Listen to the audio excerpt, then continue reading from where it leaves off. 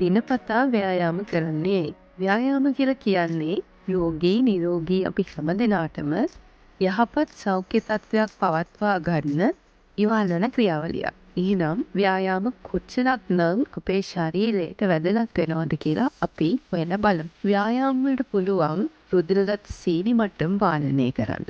ඒ වගේම රුධිරගත කොලෙස්ටරෝල් මට්ටම පාලනය කිරීමේ හැකියාවක් තියෙනවා.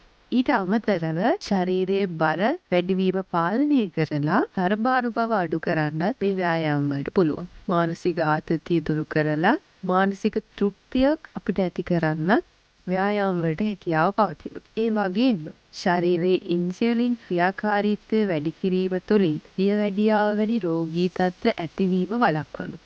කොහොමද හරියට ව්‍යායාම කරන්නේ? මුලින්ම තමන්ට ගැළපෙන ව්‍යායාම තෝරගන්න ඕනේ. ඒ ව්‍යායාම අතරට ඇවිදීම, දිවීම, බයිසිකල් පැදීම, පිහිනීම වගේ ස්වායු ක්‍රියාකාරකම් අයිති වෙනවා. වායු ව්‍යායාම දිනකට විනාඩි 30 ගානේ දවස් 5ක්වත් කරන්න පුළුවන් නම් හොඳයි. ඒ වගේම පුෂ්-අප්, ඩම්බෙල්ස් වගේ නිර්වායු ව්‍යායාම අපිට කරන්න පුළුවන්. නිර්වායු ව්‍යායාම වල යෙදෙනකොට දවසට විනාඩි 30 ගානේ සතියේ දවස් 2ක් විතර කරාම ඇති. ඒ වගේම ව්‍යායාම කරනකොට ක්‍රමානුකූල ව්‍යායාම වල නිරත වෙන්න ඕන. ඔයා දවස පුරාම ක්‍රියාශීලීව ඉන්න කෙනෙක් නම් ඔයාට අලුතින් ජිම් යන්න ඕන වෙන්නේ නැහැ.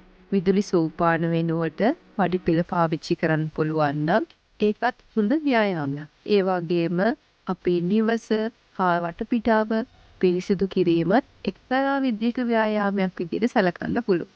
අනිත් දේ තමයි ගෙවතු කටයුතු වල හැමදාම නිරත වෙන එක. ගෙවතු කටයුතු වලින් මානසික සුවය ලැබෙනවා වගේම ශාරීරික සුවයත් ලැබෙනවා.